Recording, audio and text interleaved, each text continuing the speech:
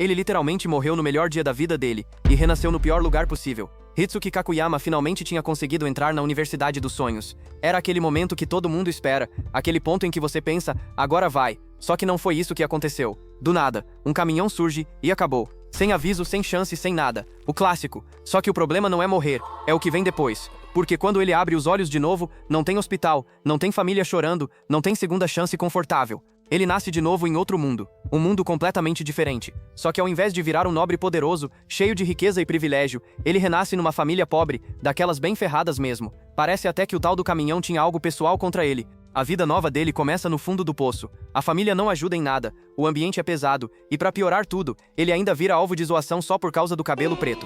Nesse mundo, isso é estranho, diferente, motivo suficiente pra ser tratado como esquisito.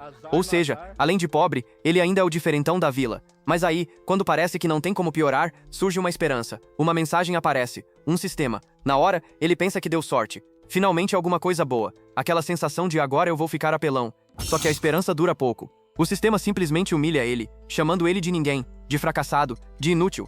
É tipo tomar um tapa logo depois de levantar. Sou um talento especial, sem status, sem vantagem nenhuma, sobra o quê? Trabalhar, se esforçar, se virar. Ele começa a ralar para tentar pagar as dívidas da família, vivendo uma vida que passa longe de qualquer fantasia de poder. Mesmo assim, lá no fundo, ele ainda acredita que pode mudar. Ele pensa em se destacar de alguma forma, talvez virar um gênio, tipo um Da Vinci daquele mundo, ou quem sabe um cavaleiro forte. Sonhar ainda é de graça, né? E é aí que tudo muda. Um dia, no meio da rotina comum, aparece um urso gigante, um monstro absurdo. Ele e a irmã estavam praticamente mortos. Não tinha saída. Só que, do nada, uma mulher aparece e simplesmente apaga o urso da existência como se não fosse nada. Sem luta épica, sem esforço. Só, acabou. Aquilo quebra completamente a lógica dele. Quem é aquela mulher? O que ela tá fazendo ali? Um poder daquele nível numa vila esquecida não faz sentido nenhum. Mas o mais estranho não é isso. Ela olha pra ele com interesse. E então revela que recebeu uma profecia. Ela estava procurando um garoto de cabelo preto. Um garoto específico. E tudo indica que esse garoto é ele. Enquanto ele ainda tá tentando entender como ela derrotou aquele monstro com um golpe só, uma ideia começa a surgir na cabeça dele. Se alguém consegue fazer aquilo, talvez ele também possa. A mulher percebe isso, e sem rodeio, diz que qualquer um pode se tornar um mago. Aquilo acende uma chama dentro dele. Ela ainda vai além. Diz que, mesmo sendo um camponês, ele pode mudar o próprio destino. E então faz uma proposta direta. Ela vai ensinar magia pra ele. Agora pensa na situação. Um cara que não tem nada, que foi jogado no pior cenário possível, de repente recebe a chance de virar algo completamente diferente. Ele aceita na hora, sem pensar duas vezes. É a chance de virar o jogo. A mulher leva ele pra estudar. E ali começa o verdadeiro desafio. Porque o primeiro inimigo dele não é um monstro, é um livro. Um livro enorme, pesado, complicado, chamado Moronews, a base de toda a magia. Momo só abrir e pronto. Ele precisa entender aquilo de verdade. Momo, enquanto ele estuda, o sistema começa a registrar o progresso. Aos poucos a porcentagem vai subindo. 20%, 30%, 50%, até que depois de muito tempo, muita dor de cabeça e vários outros livros difíceis, ele chega a 99%. Momo completa. Agora ele entende a linguagem da magia. Ele consegue ler, interpretar, usar, mas o tempo que isso levou não foi pouco. 7 anos. 7 anos inteiros só estudando. E o mais bizarro é que a mestra dele continua exatamente igual. Nem parece que o tempo passou pra ela. Quando o treinamento teórico acaba, ela decide que é a hora do próximo passo. E é aí que a vida dele vira um caos completo. A primeira cena já mostra isso bem claro. Ele tá no céu, caindo, desesperado, gritando pra mestra parar, pedindo ajuda, totalmente sem controle. Enquanto isso, ela tá tranquila, quase se divertindo com a situação. Ele tenta argumentar, dizendo que só aprendeu teoria até agora, que não é um mago de verdade. Mas não adianta. Ela manda ele se concentrar. Ouvir? Ouvir o quê? Ele acha que ela tá maluca. Não tem nada ali além do vento. Mas quando ele foca de verdade, algo acontece. Ele começa a ouvir sussurros, vozes, entidades que estão impressionadas, surpresas por um humano estar voando. Aquilo quebra a cabeça dele.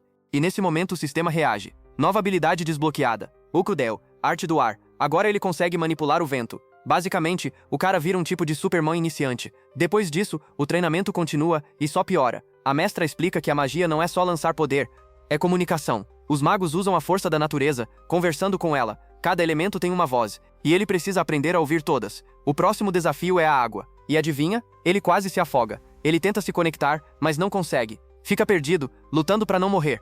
Depois vem o gelo. Ele é jogado num frio absurdo, congelando, sofrendo, quase desistindo. A mestra, por outro lado, tá cada vez mais impressionada. Já ele só quer sobreviver. Sem dar tempo para respirar, vem o fogo. E dessa vez é pior. As chamas parecem vivas. Elas falam. Perguntam se podem queimar ele, e ele sabe que tá ferrado. porque dessa vez não é só treino, é risco real. Mesmo assim, ele continua. O último teste é a Terra. Dentro de cavernas profundas, ele tenta entender aquele elemento. A voz da Terra é calma, quase sábia, mas ao mesmo tempo confusa. Ele não entende nada, acha até que falhou. Mas quando ele sai, o sistema aparece de novo. Ele ganhou pontos. Pontos que podem aumentar suas habilidades. Agora ele percebe uma coisa importante. Ele não é só um cara comum nesse mundo. Ele tem uma vantagem. E decide usar. Ele investe os pontos naquilo que tem mais dificuldade. A Terra, assim que faz isso, algo muda. A energia responde. A voz da Terra fala de novo, mas agora ele entende. Lava. Perigo. Tudo abaixo dele pode explodir. Ele percebe que precisa sair dali imediatamente. Para escapar, usa o fogo para iluminar o caminho.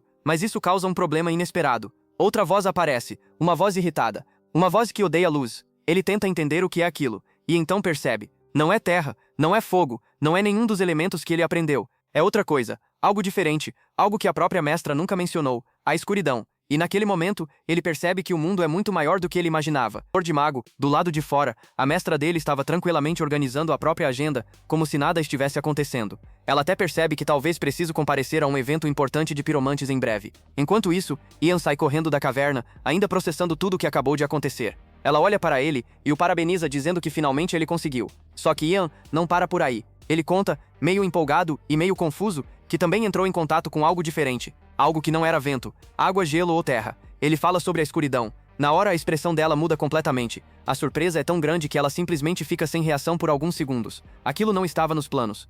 Ela não esperava que ele conseguisse se conectar com algo assim, ainda mais tão cedo. A escuridão não é como os outros elementos. É algo mais instável, mais difícil, quase como se evitasse contato. Ela fica em silêncio, pensativa, e isso começa a preocupar Ian. Então, ela muda de assunto e diz que eles precisam descer a montanha. Ian fica animado na hora, achando que finalmente vão para a próxima aventura juntos. Só que ele entendeu tudo errado. Quando ela fala em descer, não é só sobre o lugar, é sobre o caminho deles. Ela olha para ele com seriedade e diz que, a partir dali, eles vão seguir caminhos diferentes. A notícia pega ele completamente de surpresa. Ela aponta em uma direção e explica que ele deve seguir até uma região chamada Chronolic. Lá, vai acontecer um encontro de magos especializados em espaço-tempo. Se ele realmente tem talento para lidar com mistérios, então existe uma chance de ele aprender algo novo lá também. Ian fica totalmente perdido. Até agora ele estava tentando dominar os elementos básicos e de repente já estão jogando ele em algo muito mais complexo. Espaço e tempo não é exatamente um próximo passo simples. Mas a mestra parece confiante. Ela diz que ele tem uma facilidade natural para descobrir coisas que a maioria das pessoas nem consegue perceber. E pelo instinto dela, ele tem potencial para ir muito além do que já mostrou. Antes de ir embora, ela ainda comenta que espera reencontrar ele daqui a 3 anos em um lugar chamado Dronheim, Ucrânia, e assim, sem mais nem menos, ela vai embora. Ucrânia fica sozinho. Pela primeira vez desde que começou esse caminho, ele não tem ninguém guiando ele. Mesmo assim, ele decide seguir em frente. Algum tempo depois, ele chega na região que foi indicada. É um lugar simples, meio rural, mas cheio de gente indo e vindo. Ele começa a procurar informações sobre esse tal encontro, ainda achando tudo meio estranho, principalmente pelo jeito imprevisível da mestra dele. Ian lembra na hora que o evento acontece justamente nessa direção. Sem ter muito o que perder, ele decide ir. Na cena seguinte, já é noite. Um grupo de pessoas está acampando, e Ian está junto com eles. Entre essas pessoas está o homem que falou com ele antes, que na verdade é um líder de uma guilda de mercadores, chamado Lick. Lick começa a puxar conversa, perguntando se é a primeira vez que Ian está indo para o norte. Ian confirma, dizendo que só está indo porque surgiu uma oportunidade. O homem dá uma risada leve e comenta que ele provavelmente não sabe sobre a Montanha do Dragão. Ian fica confuso. Lick explica que aquela região é cheia de criaturas perigosas, especialmente dragões negros. Não são inimigos fáceis de enfrentar. Depois disso, o clima muda um pouco. O homem pergunta, de forma meio direta, se Ian sabe lutar, ou pelo menos correr. Ian, já desconfortável, responde que não tem muita confiança nisso, e é aí que tudo vira. O mesmo homem que parecia amigável, muda completamente de atitude e chama ele de inútil. Pergunta qual é a profissão dele, como se estivesse testando. Ian, meio sem graça, responde que é um mago. O silêncio que vem depois é imediato. Lick simplesmente trava. Ele começa a tremer e muda o tom na hora, chamando Ian de Lord Mago, como se estivesse diante de alguém muito importante. Outras pessoas ao redor começam a prestar atenção na conversa. Entre elas, uma garota encapuzada observa tudo com curiosidade. A informação se espalha rápido. Todo mundo começa a comentar. Alguns ficam impressionados, outros duvidam. Tem gente que olha pra ele e pensa que não tem nada demais, que ele parece fraco demais pra ser um mago de verdade. Ian percebe a mudança, mas não entende completamente o impacto daquilo. A garota que estava observando se aproxima dele e fala em voz baixa que, se ele realmente for um mago, deveria mostrar isso. Segundo ela, mercenários respeitam força. Se ele não demonstrar poder, vão continuar tratando ele como alguém fraco. A ideia faz sentido, mas ao mesmo tempo não combina muito com ele. Ian nunca foi de se impor desse jeito. Ele não está acostumado a confrontar pessoas. Enquanto ele ainda está pensando no que fazer, algo acontece. Um dos homens responsáveis pela comida simplesmente cospe no prato dele antes de entregar. Na hora, Ian vê aquilo. E algo dentro dele muda. Ele levanta devagar, encara o homem e questiona como ele teve coragem de fazer aquilo. O chão começa a tremer. A pressão muda completamente. O homem entra em pânico na hora. Começa a se desculpar desesperadamente, chamando Ian de Lord Mago, dizendo que não teve intenção. Mas a explicação dele só piora tudo. Ele tenta justificar dizendo que estava limpando o prato, e que a água seria pior porque é suja, cheia de lama e coisas ruins. A lógica é tão absurda que deixa Ian sem palavras por um momento. Mas a irritação já tomou conta. Sem dizer muito, ele ativa a magia. As chamas do acampamento crescem de forma absurda, ficando maiores que as pessoas ao redor. A temperatura sobe, o ambiente fica pesado, e todo mundo entra em choque. Aquele mesmo grupo que estava duvidando dele agora está completamente em silêncio. Com um tom firme, Ian manda trazerem água de verdade, chamando todos ali de imundos. Os homens saem correndo na hora, sem nem entender direito o que fizeram de errado. Mais tarde, a noite fica silenciosa. A maioria das pessoas já está dormindo, mas nem tudo está tranquilo. Alguns mercenários percebem que a garota, chamada Cat, sumiu. Um deles sai procurando, com intenções nada boas. Depois de um tempo, ele encontra ela, caída, desacordada. E naquele momento, alguma coisa parece errada.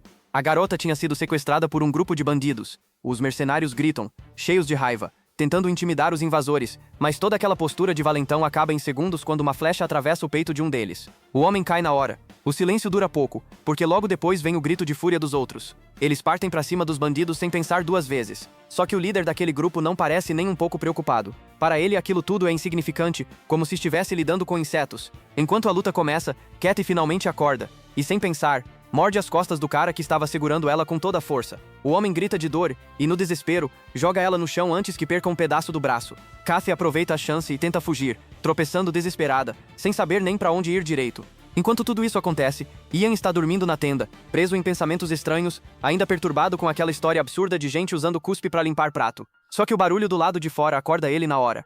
Uma sensação estranha passa pelo corpo dele. Uma voz chama ele, mandando levantar rápido. Ele sente o ambiente ao redor mudar, como se algo estivesse errado. Logo depois, escuta passos correndo na direção dele. Lake aparece primeiro, desesperado, chamando pelo Lord Mago e dizendo que estão em perigo.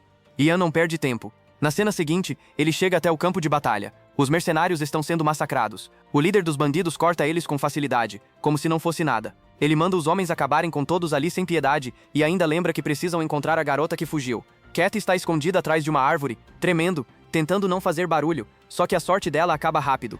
Um dos bandidos encontra ela e revela a posição.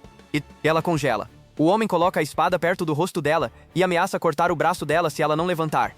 Cat já perdeu toda a esperança. Ela sabe que não tem saída. O homem levanta a espada para atacar, mas antes que o golpe desça, algo atinge ele com tanta força que o chão chega a rachar no impacto. Cat fica sem reação. Atrás dela está Ian. Ele chegou no momento exato. Sem perder tempo, ele segura a mão dela e manda ela ficar perto dele. A presença dele, firme e segura, acalma ela na hora. Os outros rapidamente se juntam atrás dele, formando um grupo compacto, quase como uma fila, todos seguindo o mago.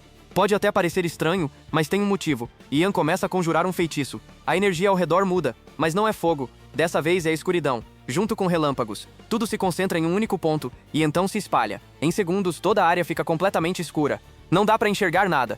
Os bandidos entram em pânico, tentando acender tochas, mas a luz não consegue atravessar aquela escuridão. Eles começam a esbarrar uns nos outros, completamente perdidos. Enquanto isso, Ian lidera o grupo com calma. Graças à habilidade dele, ele consegue enxergar no escuro. Os outros só precisam seguir ele. A ideia é simples: sair dali sem lutar. E por um momento, parece que vai dar certo. Mas nem tudo sai como planejado. Um dos inimigos acaba esbarrando em Lake. O homem levanta a espada, pronto para atacar. Lake congela, implorando pela própria vida. E é aí que Ian age. Ele usa o fogo. Só que dessa vez não é uma chama pequena.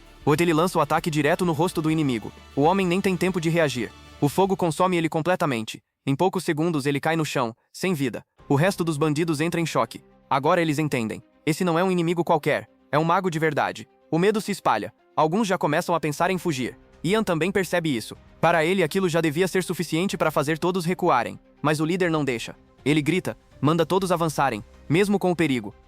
E então, tudo piora. Do nada, uma criatura aparece. Um dragão negro. Sem aviso, sem preparação, ele simplesmente surge e arranca a cabeça do líder com uma mordida. A cena é brutal. O corpo cai. O silêncio volta. Agora não é só medo, é desespero. A criatura continua ali, encarando todos, mastigando como se nada tivesse acontecido. Para ela, aquele grupo inteiro é apenas comida. Os bandidos restantes fogem na hora, mas os mercenários também entram em pânico. Lick, Tremendo, aponta para o dragão, sem conseguir nem falar direito. Lucy Contes, Lan não é algo que ele já enfrentou antes. Não é um humano, não é um inimigo comum, é algo muito acima. O sistema aparece novamente. Ele identifica a criatura como um tipo de mistério primordial. E então, libera uma nova habilidade. Invocação. Uma habilidade que permite se comunicar com outras formas de vida. Aquilo acende uma ideia na cabeça dele. Se ele conseguiu falar com vento, água, fogo, talvez consiga falar com aquilo também. Mesmo com medo, ele decide tentar. Ele encara o dragão. A criatura olha de volta, com sangue escorrendo da boca. Todos ao redor têm certeza de uma coisa. Eles vão morrer. Mas Ian permanece firme. Ele respira fundo e começa a falar, tentando se comunicar, tentando de alguma forma transformar aquilo em uma chance de sobreviver. Ele se apresenta, e do jeito mais estranho possível, diz que é amigo do dragão.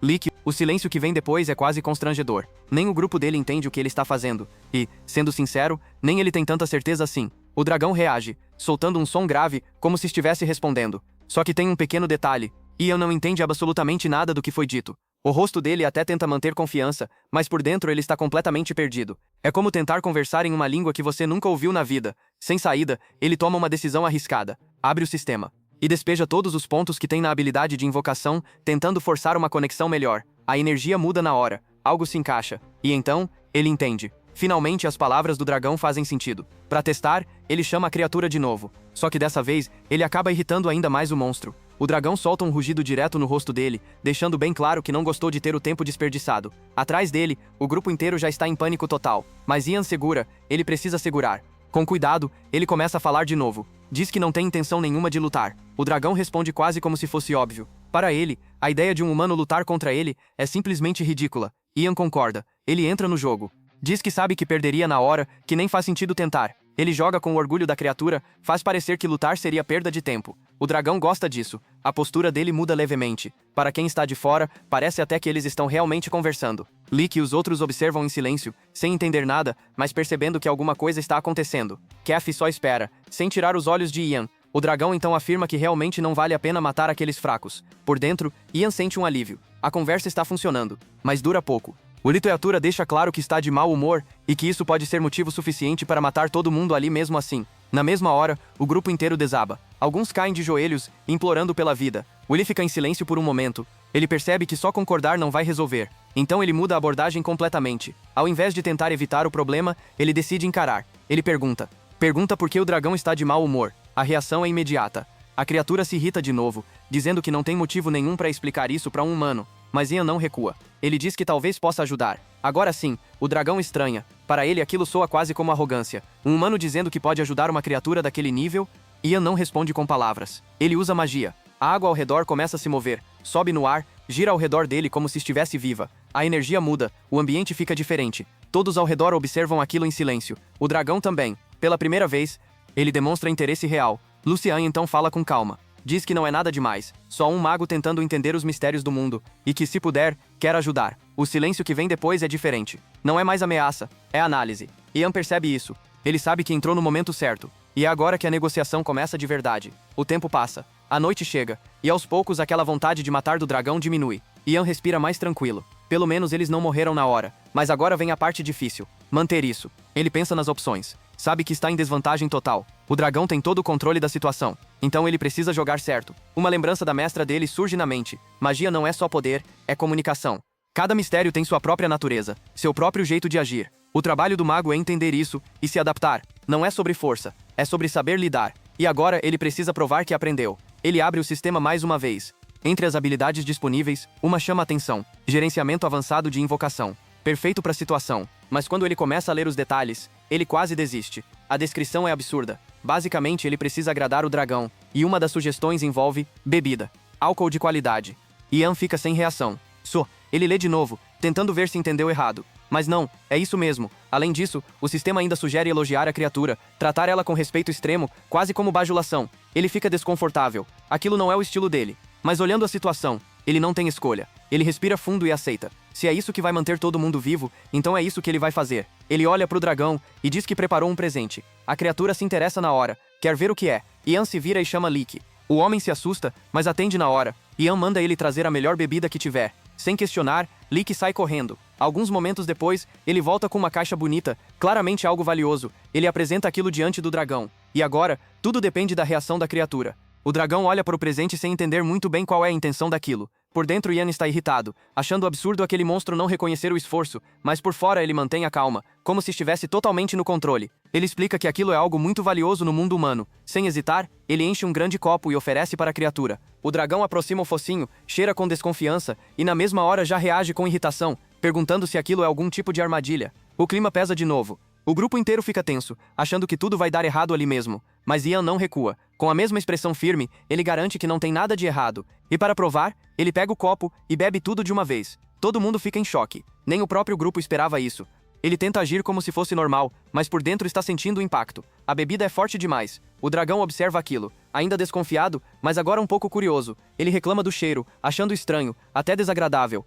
Ian insiste, dizendo que o efeito é o que importa, que aquilo pode fazer ele se sentir melhor. O dragão encara o copo por mais alguns segundos. Para uma criatura daquele tamanho, aquilo parece insignificante. Mesmo assim, ele decide experimentar. Coloca a língua devagar, prova um pouco. E tudo muda. A reação é imediata. O corpo dele se mexe estranho, como se não estivesse esperando aquilo. O gosto não é exatamente bom para ele, mas tem algo ali que prende, algo viciante. Ian percebe na hora, e aproveita. Ele oferece mais, e assim, a noite passa. O dragão começa a beber sem parar. Um barril, depois outro, depois outro. A situação chega num ponto absurdo. A criatura está completamente alterada, animada, até meio feliz. Ian observa aquilo sem acreditar. Como aquele monstro ainda está de pé depois de tanta bebida. Aos poucos, a tensão some. Agora, os dois estão praticamente conversando como se fossem velhos conhecidos. Ian até tinha pensado em fugir enquanto o dragão dormisse, mas percebe que isso não vai acontecer tão cedo. Então ele continua ali, bebendo também. E é nesse momento que o dragão lembra da pergunta, aquela sobre o motivo de estar irritado. A postura da criatura muda, ele começa a falar, e acaba se abrindo. A voz pesada agora parece quase triste. Ele explica que está insatisfeito com o lugar onde vive. O ninho dele fica em uma região ruim, pior do que a dos outros da mesma espécie. Mesmo assim, alguém importante para ele dizia que estava tudo bem, que se sentia confortável ali, e então Ian entende. Não é só sobre território, é sobre alguém. O dragão começa a reclamar, quase chorando, falando sobre como essa pessoa acabou sendo alvo de provocações por causa daquela situação. Isso fez ele se sentir culpado, e no meio da raiva, ele tomou uma decisão. Terminou o relacionamento, por impulso. Agora ele está arrependido.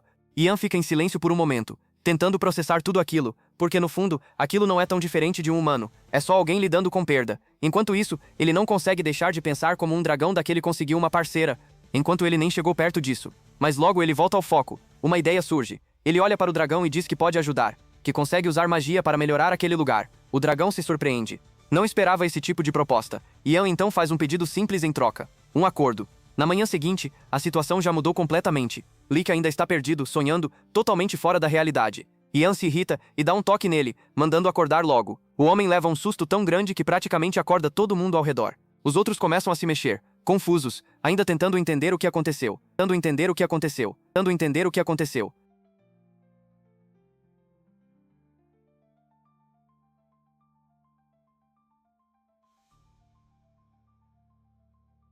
A verdade é que todos desmaiaram depois do rugido do dragão. Kathy observa tudo com certo arrependimento, como se estivesse questionando a decisão de ter se juntado com aquele grupo. Os outros, ainda assustados, perguntam se o dragão já voltou para o ninho. O medo ainda está ali. Ian responde com calma. Diz que o dragão está esperando, que eles fizeram um acordo, e que ninguém ali vai morrer. A reação é instantânea. Todo mundo muda completamente de atitude. Agora eles tratam Ian como se fosse alguém incrível, quase um herói. Ele observa aquilo meio irritado, até pensando que talvez tivesse sido mais fácil deixar todo mundo se virar sozinho. Mas já foi. Ele lembra do acordo que fez. Ajudar o dragão com o ninho, em troca da vida de todos. Mesmo assim, o grupo cria uma história completamente diferente na cabeça deles. Começam a acreditar que Ian enfrentou o dragão, venceu e obrigou a criatura a recuar. Só manda todo mundo se preparar para partir e não sumir enquanto ele estiver fora. Todos concordam na hora, como se fosse uma ordem absoluta. Pouco depois, ele segue com o dragão até o local do ninho. O lugar é cheio de rochas, apertado, desorganizado. Ian observa tudo, meio surpreso.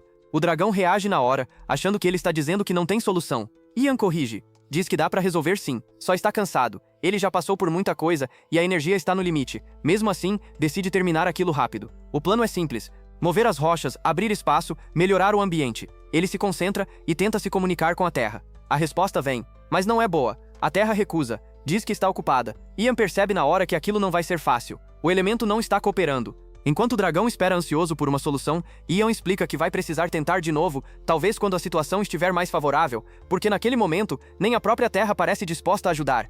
O dragão acaba aceitando a situação com uma calma inesperada. Ao invés de ficar irritado porque Ian não conseguiu resolver tudo de primeira, ele simplesmente agradece por ele pelo menos ter tentado ajudar alguém patético como ele. Até ele fica meio abalado ouvindo aquilo. Depois de alguns segundos de silêncio, o dragão pergunta o nome dele. Ian se apresenta direito pela primeira vez, e então a criatura faz o mesmo. O nome dele é Longtail. Depois disso, o dragão estende a pata e diz que quer ser amigo dele. Ian segura a pata gigante da criatura, e naquele momento uma nova conexão é criada. O sistema reconhece aquilo imediatamente, confirmando que Longtail agora pode ser invocado por ele no futuro. Mesmo conseguindo formar esse vínculo, Ian ainda se sente mal por não ter conseguido resolver o problema do ninho completamente. Mas Longtail não parece ligar tanto pra isso. Na verdade, ele só quer comemorar a nova amizade. E pra isso, oferece ouro e joias à vontade pra Ian pegar o quanto quiser. O mais absurdo é que o dragão realmente tem uma montanha de tesouros acumulada. Joias brilhando por todos os lados, ouro espalhado como se fosse nada. Ian pega uma das pedras preciosas na mão e fica olhando pensativo.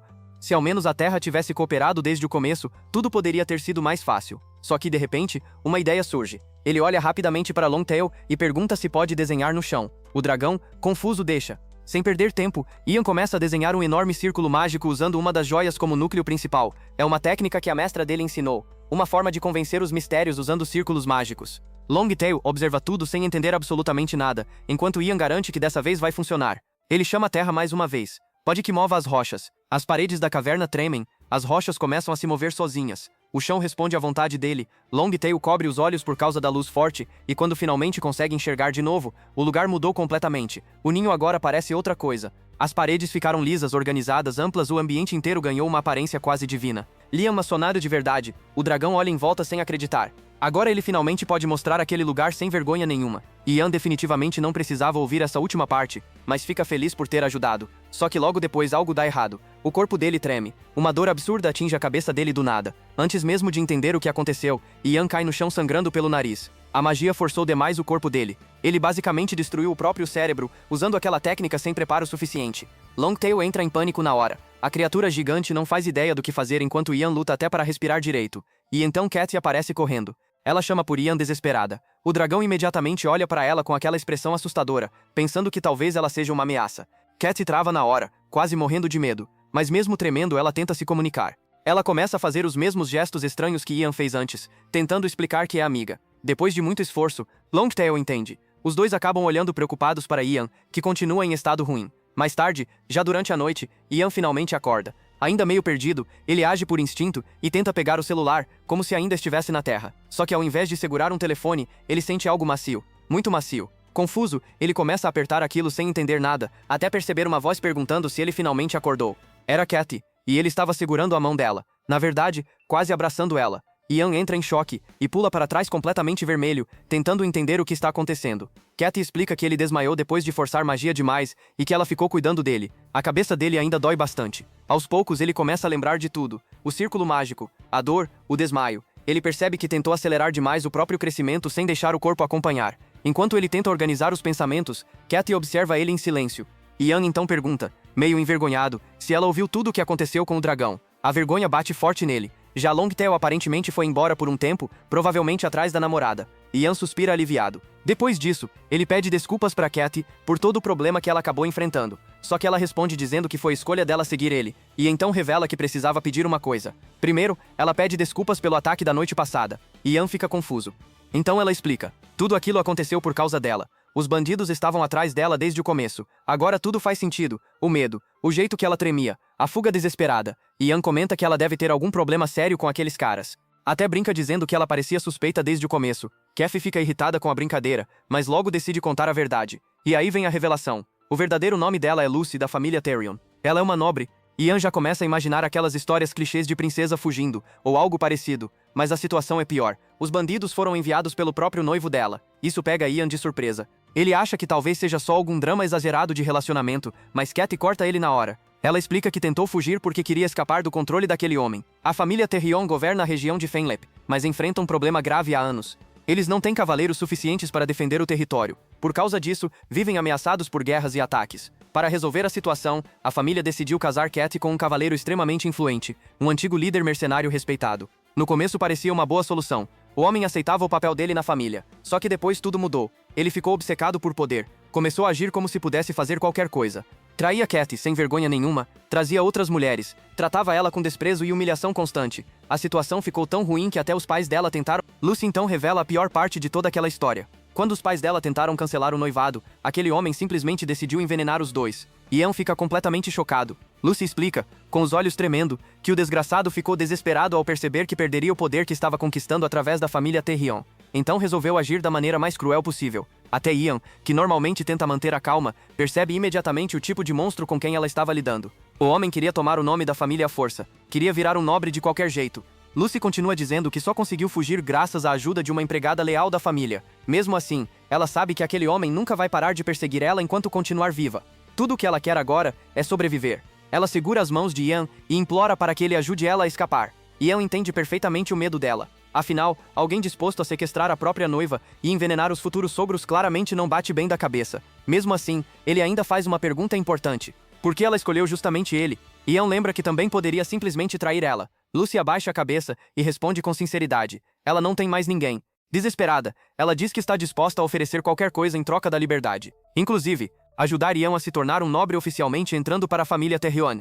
Basicamente, ela estava oferecendo casamento para um garoto camponês.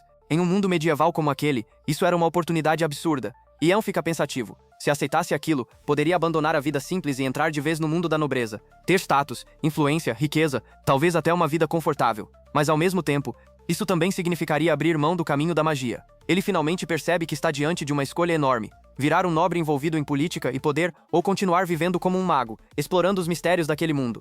Depois de pensar bastante, Ian chega à própria resposta. Ele nasceu em um mundo de fantasia por um motivo, e quer levar sua magia até o limite. Além disso, ajudando Lucy, ele também pode ganhar experiência, dinheiro e estabilidade para continuar evoluindo como mago. Então ele toma sua decisão. Ian limpa a garganta e diz que talvez ela devesse procurar alguém melhor com espadas, porque ele definitivamente não é um guerreiro, mas mesmo assim, ele aceita ajudar. Desde que ela pague pelos serviços dele. E dali em diante, tudo vai depender das escolhas dele. Lucy começa a chorar de alívio imediatamente. Ela abraça Ian sem conseguir se controlar, enquanto ele fica meio sem jeito, mas deixa ela desabafar. Depois disso, os dois finalmente saem da caverna. Do lado de fora, Longtail estava aproveitando o sol tranquilamente. Assim que vê Ian vivo, o dragão fica animado na hora e comenta feliz que ele parece bem melhor.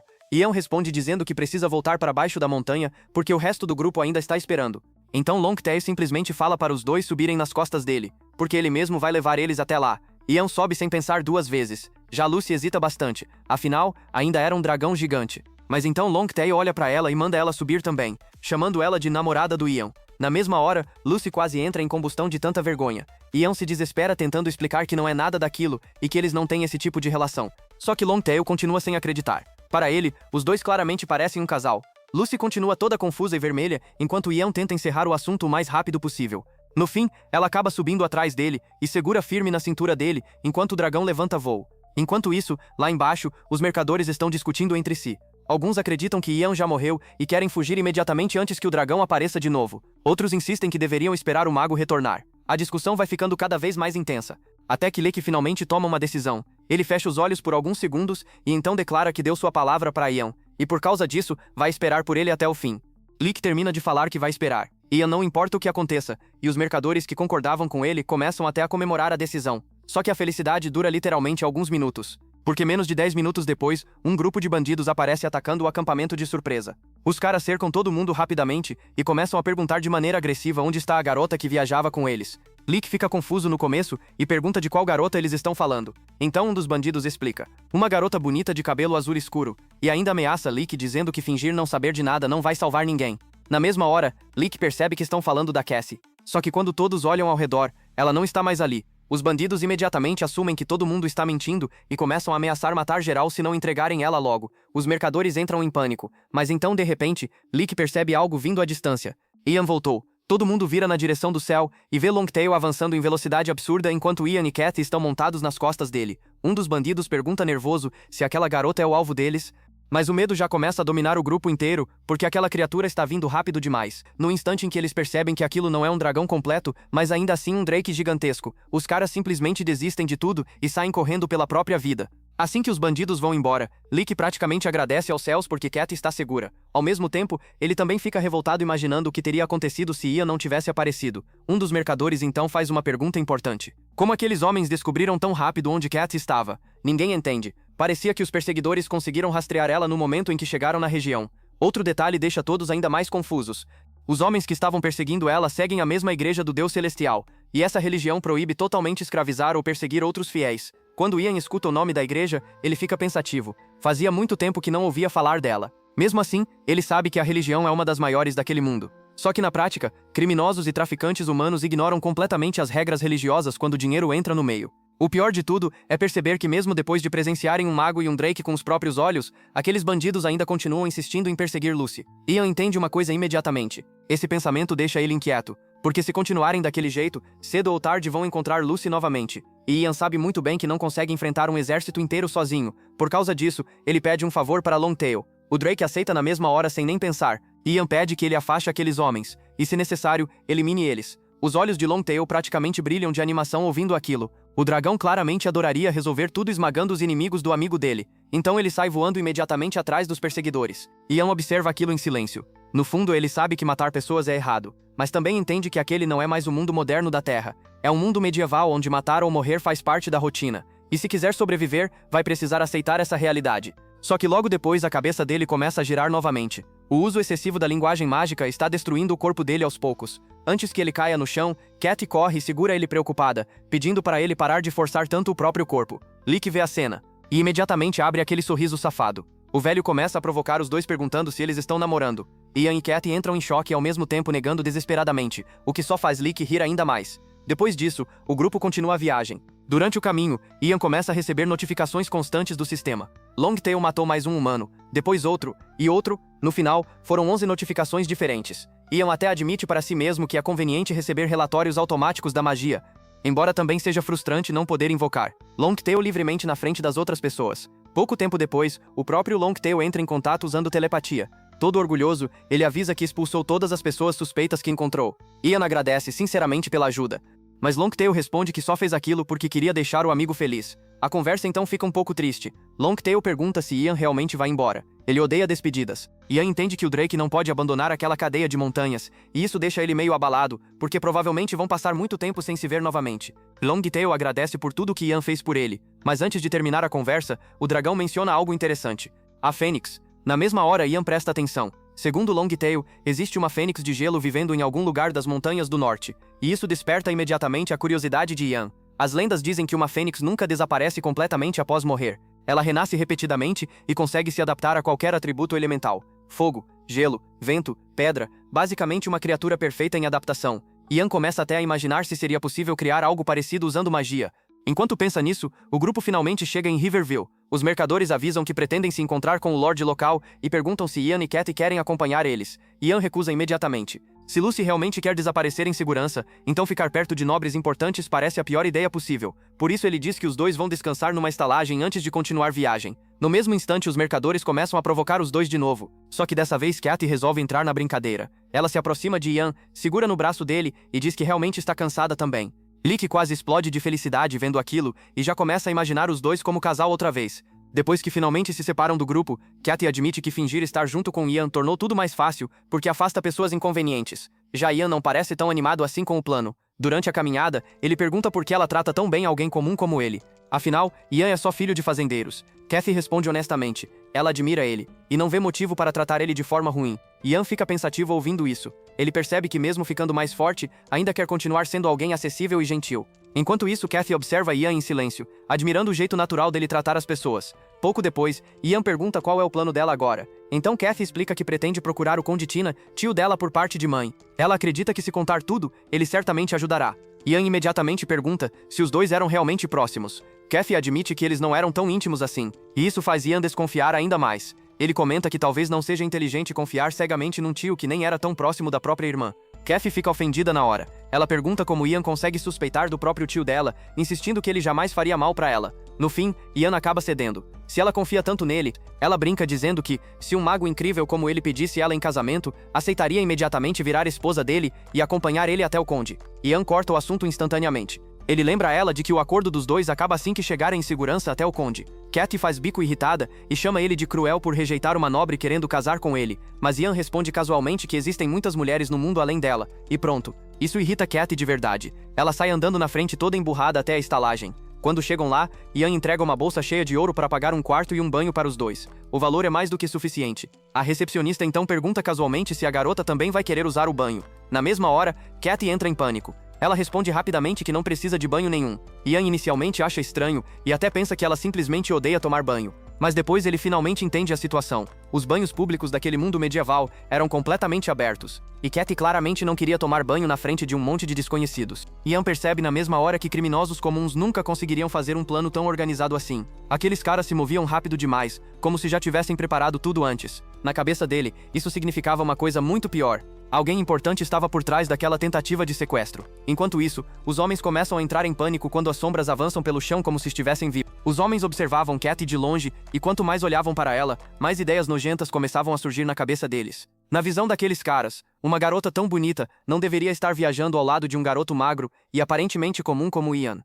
Então eles rapidamente chegam à conclusão de que precisavam agir logo, porque Ian e Katy claramente não ficariam muito tempo naquela estalagem. Para eles, aquela era a única oportunidade de sequestrar a garota. Enquanto isso, em outra parte da cidade, o Lorde de Riverville conversava com Lick. Durante a conversa, Lick percebe que aquela era a chance perfeita de ganhar a confiança do Lorde e talvez conseguir abrigo seguro dentro do castelo. Por causa disso, ele começa a elogiar o homem sem parar, enchendo o ego dele até o Lorde ficar claramente satisfeito com todos aqueles elogios. Quando acha que chegou o momento certo, Lick finalmente comenta sobre Ian. Ele conta animadamente que durante a viagem encontrou um mago extremamente poderoso.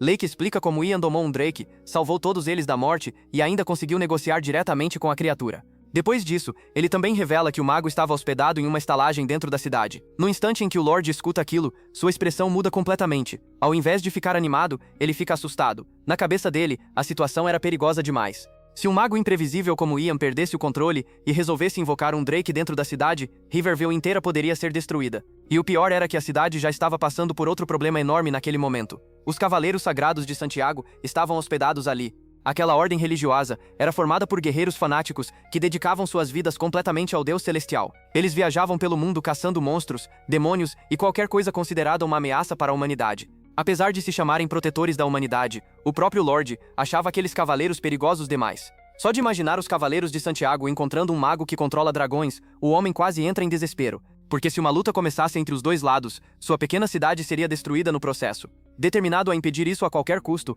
o Lorde manda prepararem um quarto para Lick dentro do castelo e ordena imediatamente que chamem os Cavaleiros de Santiago. O plano dele era manter os dois lados separados antes que alguma tragédia acontecesse. Enquanto isso, Ian e Katy continuam na estalagem tomando café da manhã tranquilamente. Depois de terminar de comer, Ian comenta que vai tomar banho e pede para Katy subir para o segundo andar assim que terminar sua refeição. Ele é o momento em que ela fica sozinha, um dos homens suspeitos vê sua oportunidade. Ele se aproxima calmamente de Katy e diz que o garoto de cabelo preto mandou chamar ela até o porto com urgência. Segundo ele, Ian estava ocupado no banho e pediu para levarem Katy até lá o mais rápido possível. Katy, que já estava nervosa por causa de todos os problemas envolvendo os sequestradores e os bandidos, acredita na história imediatamente. Mas no instante em que passa perto do banho público e vê Ian tranquilamente tomando banho, Katy percebe que alguma coisa estava errada. Só que já era tarde demais. Um pano é jogado imediatamente sobre seu rosto. Ao mesmo tempo, um dos homens tenta atacar Ian de surpresa. Mas antes mesmo dele conseguir fazer qualquer coisa, perde o equilíbrio e cai no chão por causa da magia de Ian. Naquele instante, Ian percebe duas coisas. Primeiro, aquilo não tinha relação com o noivo de Lucy. Segundo, Katy estava sendo sequestrada bem na frente dele.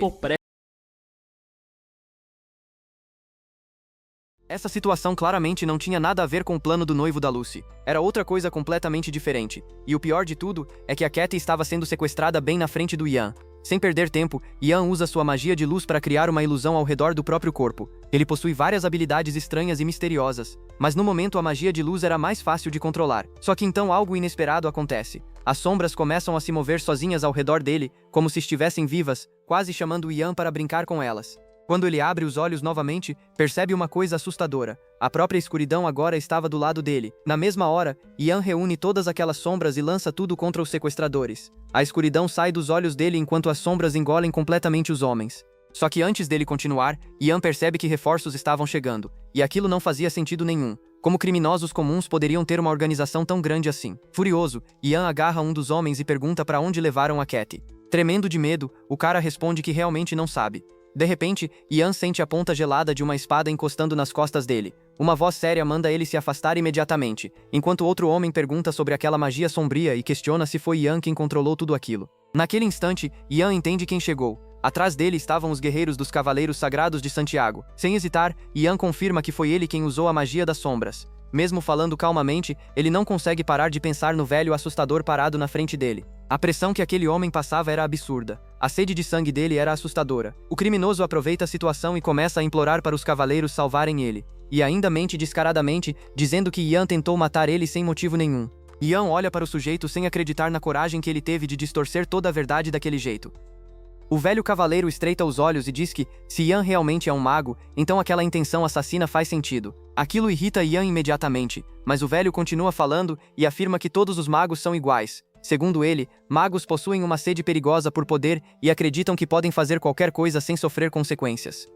Ian fica profundamente ofendido com aquelas palavras. A raiva começa a subir dentro dele. Só que antes dele responder, o velho fala com tanta autoridade que Ian percebe algo importante sobre aquele mundo. Ali, pessoas arrogantes, violentas e com presença intimidadora eram vistas como fortes e respeitáveis. Mesmo assim, outro cavaleiro dá um passo à frente e diz que, independentemente do talento de Ian, aquilo não justifica o uso de magia sombria. Ian fica em silêncio enquanto o cavaleiro explica que se envolver com a escuridão significa rejeitar os céus e abandonar a luz do sol. Segundo ele, se esconder nas sombras é atitude de covarde. Ian pensa por alguns segundos, limpa a garganta e responde calmamente. Se os céus permitem que o dia e a noite existam juntos, então por que a noite existe? No instante em que aquelas palavras saem da boca dele, os cavaleiros ficam completamente sem reação. Os rostos deles mudam na hora enquanto tentam processar o argumento, e pouco a pouco, vários deles começam a olhar Ian de forma diferente. Eles percebem que aquele jovem mago era muito mais inteligente do que imaginavam. Aproveitando o silêncio, Ian pede licença educadamente e explica que sua irmã acabou de ser sequestrada, então ele precisa resgatá-la o mais rápido possível. Na mesma hora, os cavaleiros entendem que o criminoso mentiu desde o começo. Todos olham para o homem com ódio. O velho cavaleiro então ordena que um homem chamado Dietrich fique vigiando o criminoso enquanto ele mesmo decide ajudar Ian. Como pedido de desculpas por desperdiçar o tempo dele, o velho promete ajudar a salvar a garota pessoalmente. Pouco tempo depois, eles chegam até as docas. Lá, os sequestradores estavam tentando fugir levando Katy em um barco.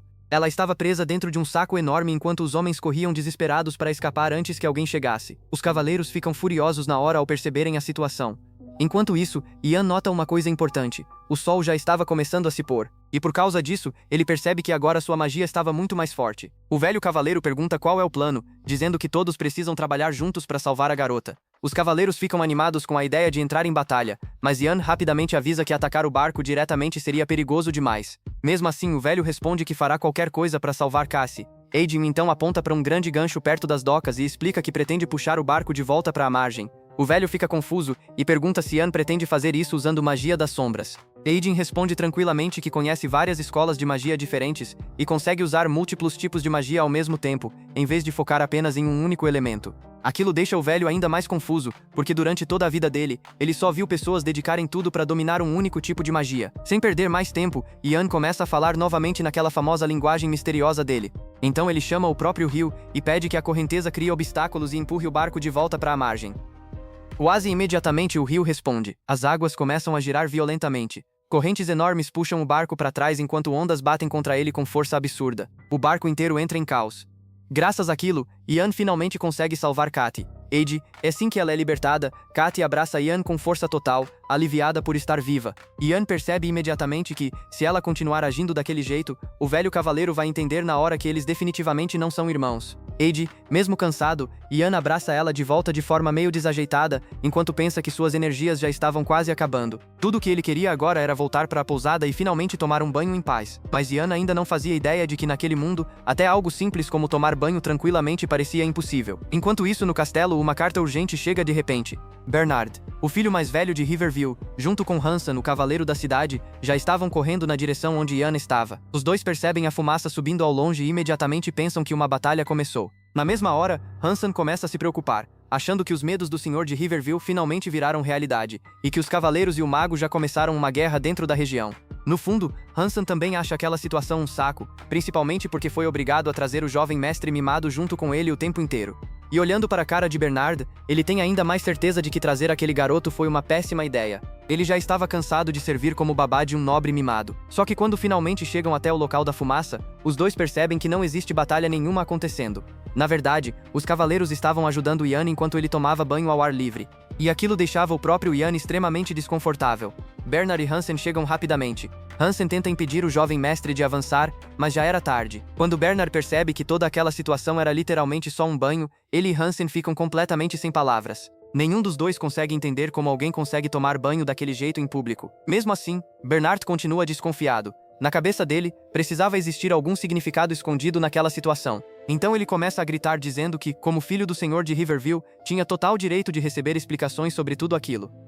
Ian observa toda aquela cena ficando cada vez mais desconfortável. O velho cavaleiro chamado Elder tenta explicar a situação calmamente, mas Bernard corta ele no meio da fala e responde arrogantemente que não estava falando com Elder. Ele queria que Ian respondesse pessoalmente. A falta de respeito dele com Elder era absurda. Logo depois, Bernard se apresenta orgulhosamente como herdeiro da família e ordena que Ian saia imediatamente do banho para mostrar respeito diante de um nobre. Naquele momento, Ian se lembra de algo que Katie comentou antes. Naquele mundo existia uma tradição estranha chamada caça ao mago. Os nobres provocavam magos de propósito para testar o poder e o temperamento deles. Se o mago aceitasse os insultos quieto, todos consideravam ele fraco. Mas se reagisse com raiva, então passava a ser visto como poderoso. Percebendo que Bernard provavelmente estava tentando provocar ele de propósito, Ian simplesmente ignora as ordens do garoto. Bernard explode de raiva na mesma hora e começa a gritar perguntando como Ian ousava desafiar um nobre. Ian responde calmamente que não tem obrigação nenhuma de obedecer um garoto mimado. Furioso, Bernard manda o próprio cavaleiro capturar Ian imediatamente. Só que o cavaleiro parece muito mais interessado em acalmar o pirralho do que realmente atacar Ian. E naquele ponto, Ian decide que já estava cheio daquela situação. Ian admite para si mesmo que até conseguia tolerar as provocações infantis de antes. Mas ser tratado como um farsante já era passar dos limites. Então ele se levanta do banho e libera ao mesmo tempo sua magia de luz e sua magia sombria. Na mesma hora, lixeiras, machados e vários objetos próximos começam a flutuar de forma assustadora ao redor dele. Anzan rapidamente tenta acalmar a situação. Ele pede desculpas pelo comportamento desrespeitoso do jovem mestre e garante que todos ali já entenderam perfeitamente o quão poderoso Ian realmente era. Finalmente, Ian relaxa um pouco, acreditando que aquela demonstração seria suficiente para fazer Bernard recuar. Só que ele estava completamente errado. O garoto explode em outro ataque de raiva ainda pior que os anteriores. E dessa vez Ian realmente começa a pensar que aquele nobre mimado talvez tentasse mandar executá-lo de verdade. Então, por enquanto, ele percebe que o melhor era cooperar. No dia seguinte, Ian vai até o castelo, onde o Lorde de Riverview recebe ele pessoalmente para tomar chá. O homem pede desculpas pelo comportamento vergonhoso do filho, mas Ian responde educadamente que talvez ele também tenha exagerado um pouco. Logo depois, o Lorde pergunta se Ian chegou junto da companheira dele. Ian explica que ela ainda estava resolvendo algumas coisas e permaneceu na pousada por enquanto. Mas na realidade, Cassie estava sob proteção dos cavaleiros para garantir a própria segurança. A conversa então muda para o passado de Ian. O Lorde pergunta quem era o mestre dele. Ian responde que seu mestre se chama Lorde. Assim que escuta aquele nome, o Lorde de Riverview reconhece imediatamente. Ele explica que Lorde é conhecido como uma das maiores promessas da Academia de Magia. Curioso, o homem pergunta se o mestre de Ian já comentou algo sobre o Sul, região onde a academia fica localizada. Pouco depois, a conversa passa para a política. O Lorde pergunta se Ian pretende viajar para o Principado de Palgar ou para o Principado de Roxalan. Ian admite que nem sabe o que são esses lugares. Então o homem começa a explicar. Lá, segundo ele, a tensão entre os dois territórios estava ficando cada vez pior ultimamente. Aparentemente, o Principado de Palgar começou a mirar diretamente em Roxalan. Ian entende rapidamente o que aquilo significa. Uma guerra provavelmente estava prestes a começar. O Lorde então pergunta se Ian também planeja viajar para o sul. Mas Ian responde que seu objetivo é seguir para o leste, porque está procurando um certo mistério. Ao ouvir aquilo, o Lorde decide entregar um presente para ele. Ian fica confuso quando um grande baú é colocado na frente dele. O Lorde pede que ele abra o objeto. Quando Ian levanta a tampa, encontra um cajado guardado lá dentro. O homem explica que aquele cajado pertenceu a um famoso aromante e que o nome dele é Wingsgate. Ian pega o cajado cuidadosamente e percebe imediatamente como aquilo parecia combinar perfeitamente com ele. Mesmo parecendo um simples cajado comum por fora, segurá-lo dava a sensação de finalmente ter conseguido o acessório perfeito de um verdadeiro mago. Mesmo assim, Ian agradece sinceramente pelo presente. O Lorde explica que aquilo deve ser considerado uma forma de agradecimento por Ian ter perdoado o comportamento absurdo do filho dele. Ian aceita o presente feliz. Lord Elupissante, em que sai da reunião, ele escuta alguém gritando desesperadamente o nome dele. Lord Elupissante imediatamente fica alerta. Cassie corre na direção dele em completo pânico, dizendo que aconteceu algo terrível. Então ela mostra um corvo preso perto dela. Era apenas um pássaro, e Ian finalmente relaxa. Cassie suspira aliviada. O velho homem que estava perto deles explica que um caçador capturou o corvo naquela manhã e planejava cozinhar e comer o animal. Só que Cassie impediu aquilo, e tomou o corvo antes que ele fosse morto. Iana percebe que ela estava falando sério quando Cassie explica que o pássaro lembrava a Iana, porque os dois tinham cabelo preto. Na cabeça dela, aquilo parecia destino. Ela simplesmente não conseguia permitir que alguém comesse um corvo daqueles. Cassie praticamente brilhava de animação enquanto explicava tudo aquilo. Ian então pede desculpas ao velho pelo problema causado por ela e casualmente fala que podiam simplesmente comer o corvo mesmo assim. Aquilo destrói completamente o coração de Cassie. Ela não consegue acreditar no quão frio Ian estava sendo com uma criatura indefesa daquelas. Enquanto Ian tenta acalmar ela, os cavaleiros já ficam felizes pensando que ganharam um almoço grátis. Só que então Ian escuta uma voz pedindo ajuda. Na mesma hora, ele manda todos esperarem um instante e pega o corvo cuidadosamente. Então percebe algo inacreditável. O pássaro realmente estava implorando por ajuda. Ian começa a conversar com o corvo e percebe rapidamente que, embora o animal não entendesse suas palavras completamente, ele conseguia entender perfeitamente o que o corvo queria dizer. Então Ian percebe uma coisa. A linguagem misteriosa Moronius não funcionava direito naquele caso, provavelmente porque o corvo não possuía mistério suficiente para criar uma conexão completa. Ian tenta se concentrar melhor, mas o corvo continua desesperado repetindo a mesma coisa sem parar. Até que Ian perde a paciência e manda ele calar a boca, porque já tinha decidido salvar ele de qualquer jeito. Imediatamente o corvo fica quieto. Ian pensa que, mesmo sem entender completamente a linguagem dele, o bicho claramente sabia perceber quando alguém estava irritado. Os cavaleiros ficam olhando aquela cena sem acreditar. O mago estava simplesmente conversando com um corvo como se fosse uma pessoa normal. Ian explica que o pássaro estava pedindo ajuda. Cat fica extremamente feliz ao descobrir que o corvo iria sobreviver. Ela sorri toda animada e fala que sabia desde o começo que aquele pássaro era especial. Elder então comenta que talvez Cat tenha a habilidade de sentir mistérios da mesma forma que Ian consegue. Aquilo deixa Cat ainda mais feliz, principalmente por ter sido comparada com ele. Ian então cura cuidadosamente a asa quebrada do corvo. Cassie comemora dizendo que agora o ferimento deve melhorar rapidamente. Logo depois, ela pergunta o que vão fazer com o pássaro. Porque se devolverem ele aos caçadores, o corvo só acabaria virando comida novamente e todo o esforço teria sido inútil. Ian olha para o corvo em silêncio por alguns segundos. O pássaro então implora mais uma vez para não ser abandonado, dizendo que os humanos daquele lugar eram assustadores demais. Mesmo achando o corvo irritante, Ian suspira e coloca ele no ombro. Cassie imediatamente pergunta se eles realmente vão levar o pássaro junto. Ian responde que sim, pelo menos até a asa dele melhorar completamente. Cassie fica extremamente animada e decide que eles precisam dar um nome para o corvo. Ela começa a sugerir vários nomes, mas Ian odeia todos eles. Então no final ele escolhe o nome Oberon. Cassie ama o nome imediatamente. E daquele momento em diante, o corvo passa a se chamar Oberon. O pássaro então declara orgulhosamente que Ian e Cassie agora tinham a honra de servir ele. Na mesma hora, Ian pensa que aquele corvo já estava ficando folgado demais rápido demais. Pouco depois, Cassie sugere que talvez fosse melhor continuarem viajando junto dos cavaleiros. Afinal, ela percebeu que seria muito mais seguro do que viajar apenas os dois sozinhos.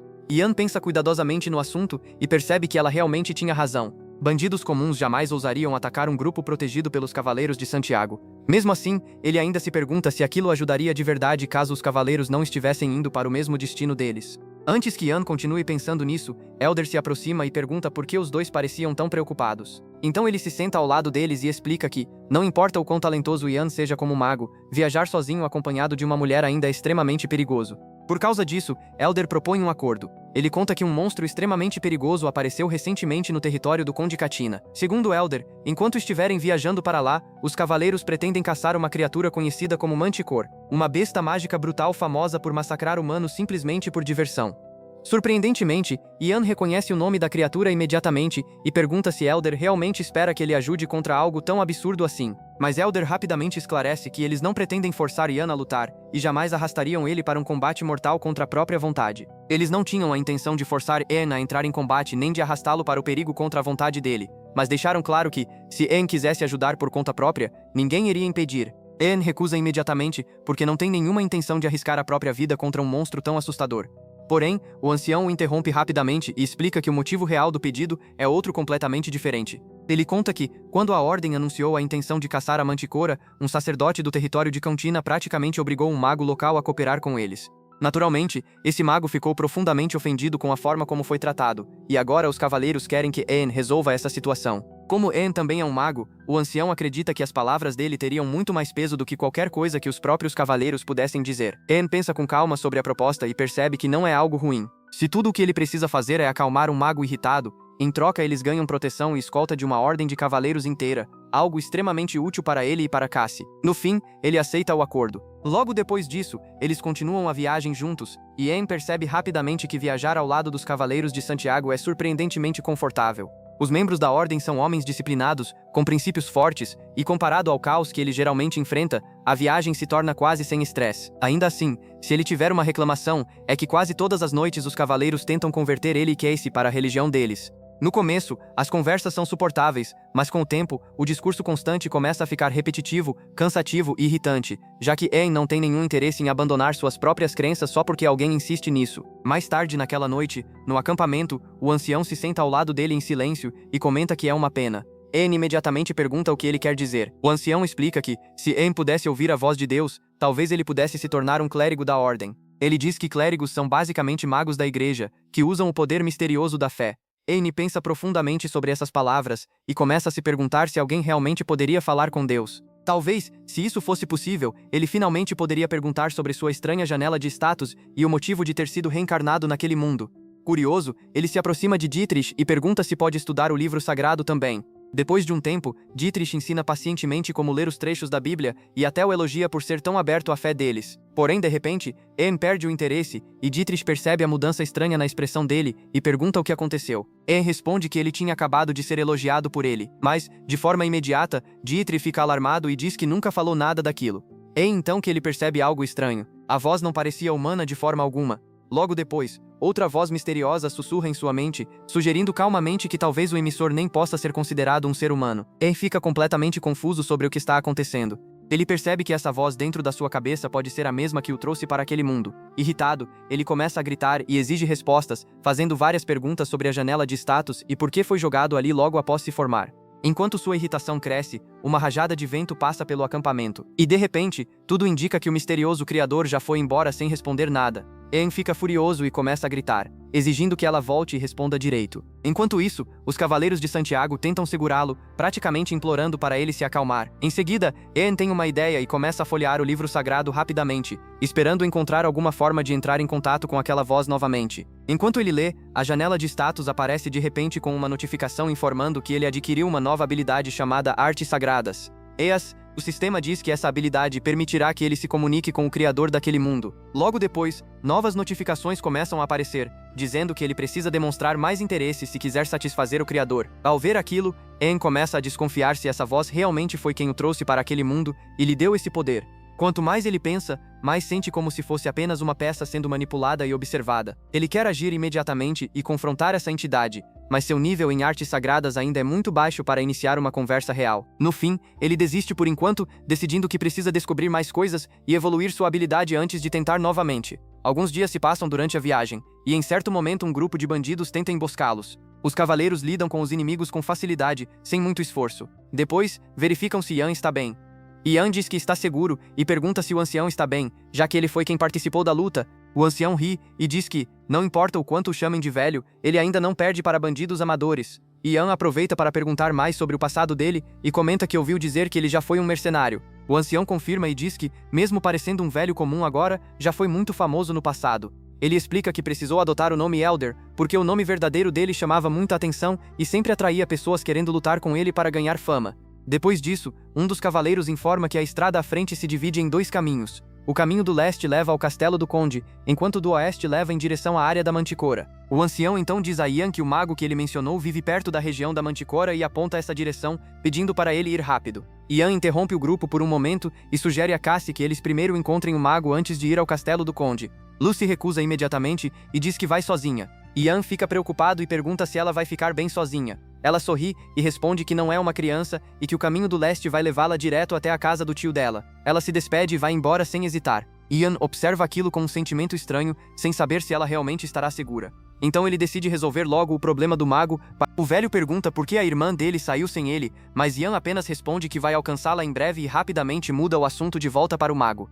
O velho se inclina um pouco e pergunta se ele está preparado para o que vai enfrentar. Ele tenta assustar Ian, explicando como magos podem ser perigosos, e ainda reforça que a maga que eles vão encontrar já está irritada por causa da ordem. Ian então questiona por que os cavaleiros são os únicos que estão sempre limpando a bagunça da ordem. O velho responde de forma simples, dizendo que eles são muito bem pagos para isso. Essa resposta faz Ian entender por que todos os cavaleiros usam armaduras tão brilhantes e caras. Depois disso, o velho mostra um pouco de empatia e diz que, como Ian também é um mago, talvez a outra maga se acalme quando vir ele. Ian começa a pensar sobre isso e fica curioso para saber que tipo de pessoa ele vai encontrar, já que essa será a primeira vez que ele conhece outro mago além do próprio mestre. Enquanto isso, uma maga chamada Monty Campbell aparece em outro lugar. Ela parece mais uma bruxa estranha do que uma maga comum e está mexendo calmamente uma panela de sopa. A cena volta um pouco no tempo, mostrando quando os cavaleiros chegaram até ela e pediram sua ajuda para capturar a Manticora. Eles foram bastante rudes, dizendo que ela deveria se sentir grata porque aquela floresta estava sob controle deles. Essa atitude irrita Monty, e em vez de aceitar de imediato, ela oferece uma ajuda bem estranha, convidando os cavaleiros a provarem sua comida. Ela usa o cheiro horrível da própria sopa como forma de intimidar o grupo, e isso acaba funcionando muito bem. Voltando ao presente, Ian e os cavaleiros finalmente se aproximam da casa da maga. O velho então apresenta ela como Monty Campbell, uma famosa maga das plantas, capaz de controlar vegetação com facilidade e até criar venenos extremamente perigosos.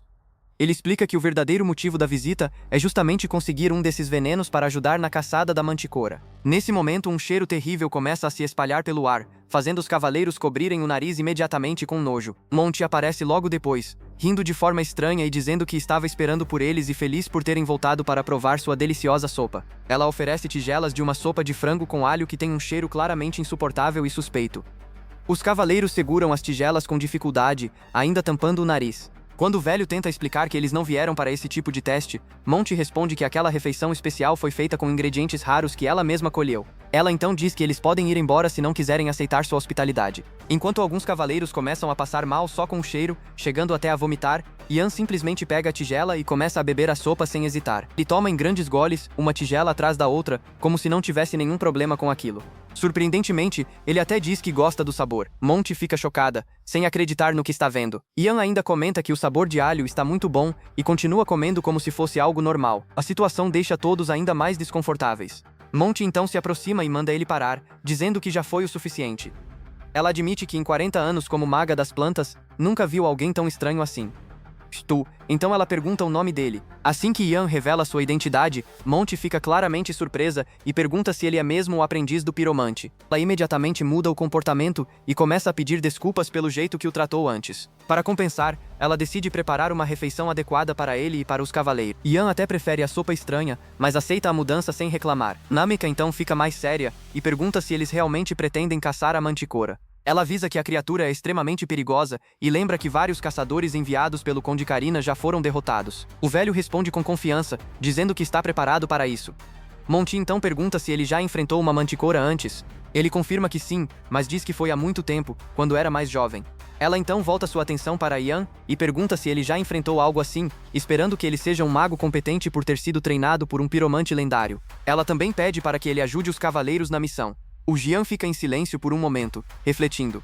O Jian, ele lembra das palavras do seu mestre, que dizia que um mago deve ajudar as pessoas, mesmo quando não quer, e que esse tipo de responsabilidade deve ser levado a sério. Enquanto ele lembra dessas palavras, Ian também percebe que não existe nenhum motivo real para ele sair arriscando a própria vida caçando um leão alado extremamente perigoso. Porém, logo depois, outro pensamento começa a incomodar ele. Se recusasse o pedido, rumores poderiam começar a se espalhar dentro do Círculo dos Magos. O Círculo dos Magos é uma organização criada para controlar e preservar o uso correto dos mistérios e da magia. Ian não quer manchar sua reputação lá dentro. Ele teme que, se negar ajuda agora, possa acabar decepcionando o próprio mestre e até fazer outros magos se recusarem a ajudá-lo no futuro quando ele precisar.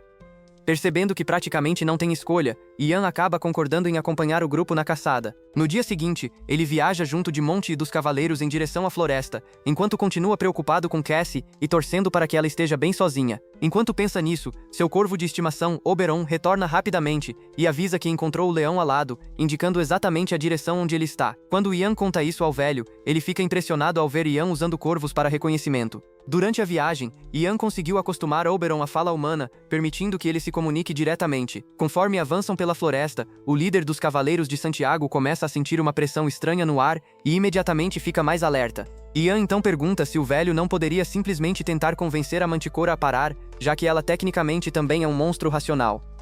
O velho nem sabe como responder aquilo. Já Monty discorda imediatamente e diz que o leão alado não é uma criatura com a qual se pode conversar facilmente.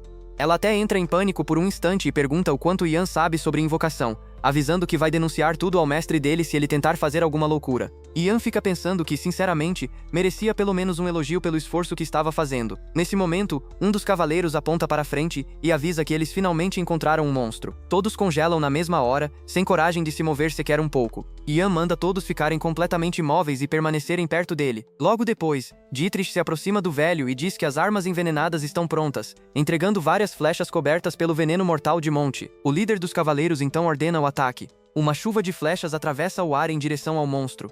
Enquanto isso, Ian observa tudo em silêncio. Mas, no instante em que as flechas atingem a criatura, ele percebe algo absurdo.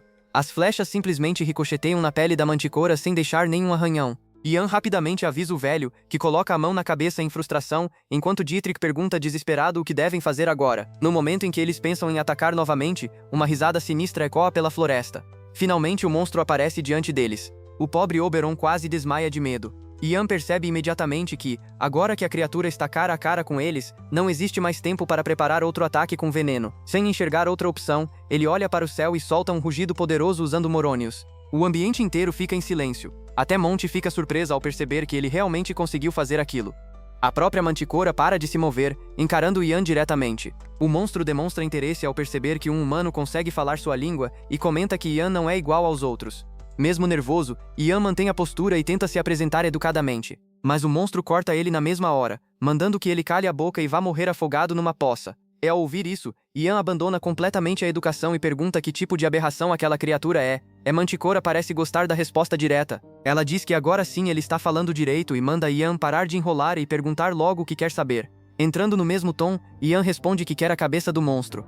A criatura começa a rir alto. Ela diz que gostou dele, então faz uma proposta absurda, oferecendo para Ian se juntar a ela e massacrar os humanos juntos. Ian fica chocado enquanto a manticora continua falando sobre como adora carne humana. Ela ainda promete que Ian poderá ter quantas mulheres quiser e que depois disso, ela mesma vai devorá-las. O monstro parece completamente empolgado com a ideia, mas Ian apenas suspira, claramente decepcionado. Cuspindo no chão na frente da criatura, ele diz que aquilo é nojento demais até para considerar. Então Ian e Oberon levantam o dedo do meio e começam a xingar a manticora de um jeito tão pesado que provavelmente faria qualquer mãe desmaiar. Dietrich tenta falar alguma coisa claramente nervoso, mas é interrompido quando a manticora assume posição de combate. Então, de repente ela começa a falar na língua comum. A criatura avança com a pata estendida como uma lança e declara que Ian é um humano digno de ser morto por ela. Ian fica mais chocado pelo fato do monstro conseguir falar normalmente do que pelo ataque em si e congela por um instante. Monty reage imediatamente. Ela pisa forte no chão e lança um feitiço. Plantas começam a crescer rapidamente, formando vinhas gigantescas que se erguem como uma parede enorme, separando o grupo da criatura. Mas o velho não fica aliviado. Na verdade, ele começa a brigar com Monty imediatamente. Ela fica confusa e diz que acabou de prender o monstro. Só que o velho lembra que os próprios homens dele ficaram presos do outro lado também. Monty para por um momento antes de responder que os cavaleiros não são inúteis e devem conseguir sobreviver sozinhos. De repente, o velho congela ao ouvir um grito vindo do outro lado da muralha de plantas. Preocupado com seus homens, ele sai correndo imediatamente. Ian e Monty tentam impedir, mas ele não escuta. Pouco tempo depois, eles chegam ao local. O velho pergunta desesperado se todos ainda estão vivos. O clima fica pesado quando um dos cavaleiros responde que sobreviveram, mas Dietrich está gravemente ferido. Caído no chão e sentindo muita dor, o cavaleiro pede desculpas por ter deixado o monstro escapar. Mas o líder dos cavaleiros de Santiago, Dietrich imediatamente e o segura com força. Ian sente o coração apertar e fecha os punhos com tanta força que quase machuca as próprias mãos. Depois de renascer naquele mundo, ele nunca imaginou que veria alguém morrer bem na frente dele, principalmente alguém como Dietrich. Várias lembranças começam a passar pela cabeça dele enquanto tenta aceitar o quão real tudo aquilo é. Naquele momento, Ian finalmente entende uma coisa. Naquele mundo, monstros e guerra são algo normal. As mortes que antes ele só via em histórias agora estão acontecendo diante dos próprios olhos. Recusando ficar parado sem fazer nada, ele ajeita a capa e caminha até o companheiro caído. Se ajoelhando ao lado de Dietrich, Ian pergunta se ele se lembra do que aprendeu durante os estudos da Bíblia, que, quando alguém acredita de verdade e reza com sinceridade, o céu sempre encontra um caminho. As palavras fazem lágrimas surgirem nos olhos do cavaleiro, que responde que sim. Ian então diz que eles devem rezar juntos. No mesmo instante, uma luz azul começa a se espalhar ao redor deles. Dentro da própria mente, Ian chama pelos céus, dizendo que um seguidor fiel está morrendo diante deles, e pergunta se realmente não vão fazer nada. Então uma voz responde. Ela diz que ouviu o pedido dele e que fará algo, já que Ian perguntou de forma tão educada. De repente, toda a área é tomada por uma intensa luz azul, cegando todos ao redor por alguns segundos. O velho chama por Ian, mas para de falar no meio da frase.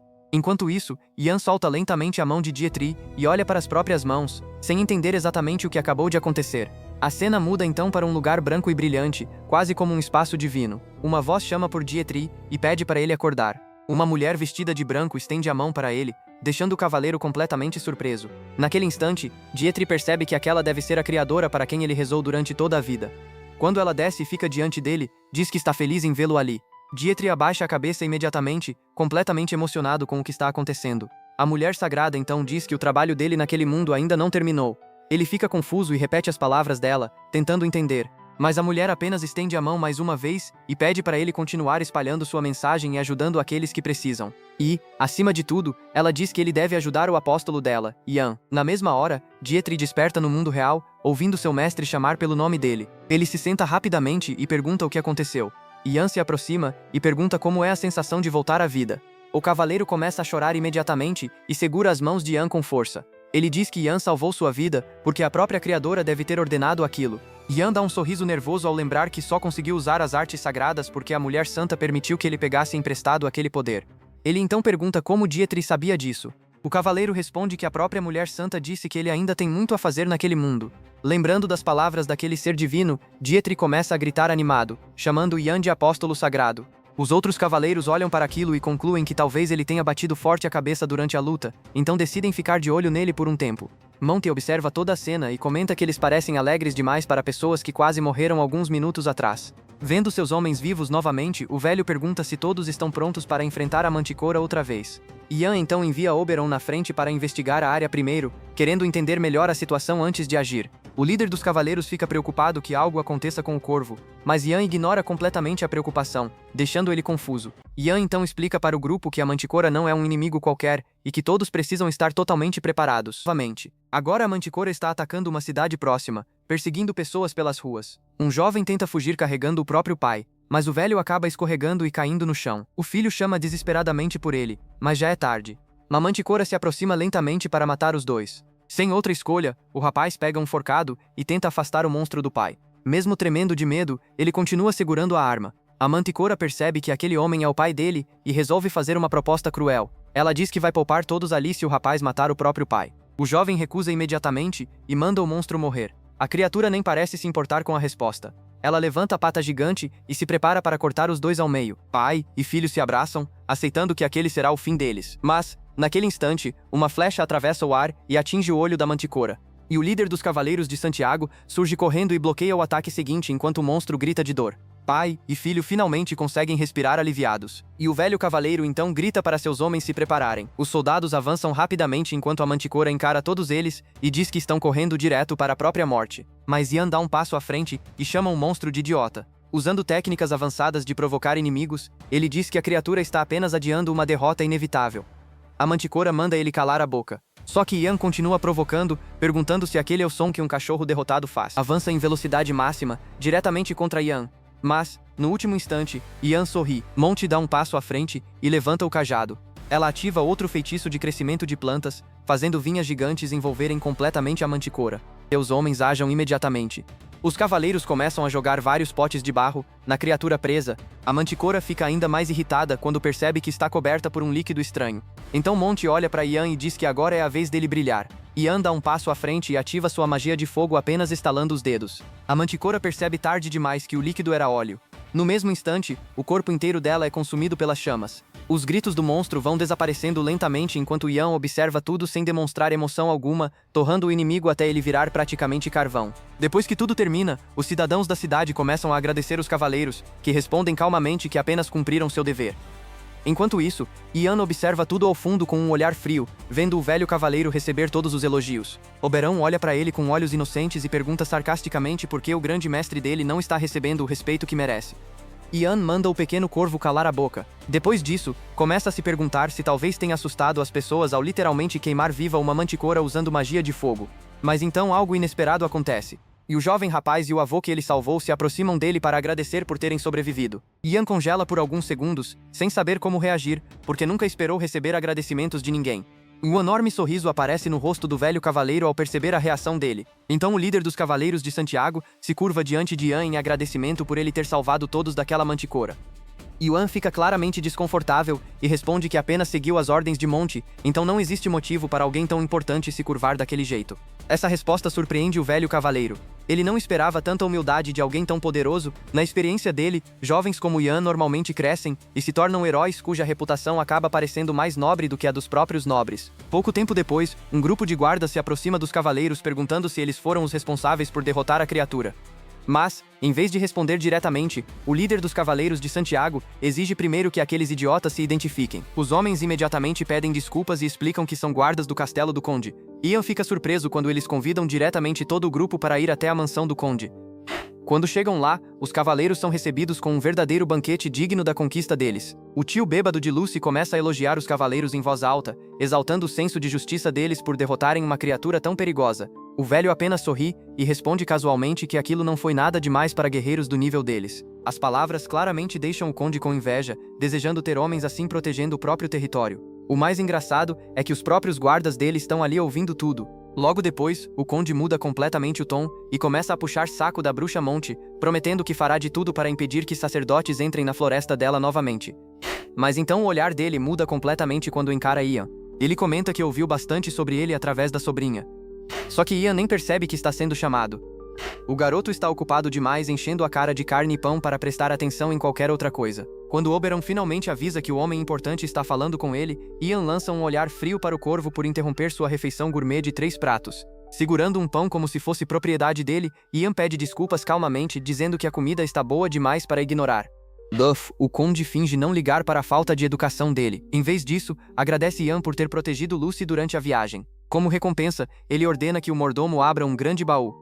Dentro dele existe um pergaminho mágico brilhando intensamente. Esses pergaminhos especiais possuem feitiços extremamente poderosos selados dentro deles, e toda a magia é liberada no instante em que o papel é rasgado. Quando Ian vê aquilo diante dele, fica completamente impressionado.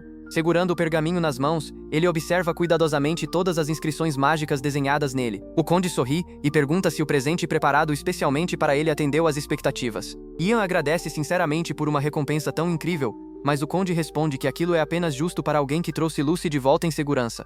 Então, com um estalar de dedos, as portas do salão se abrem. Lucy entra usando um vestido lindo, junto com um chapéu de maga absurdamente gigante, quase do tamanho dela inteira.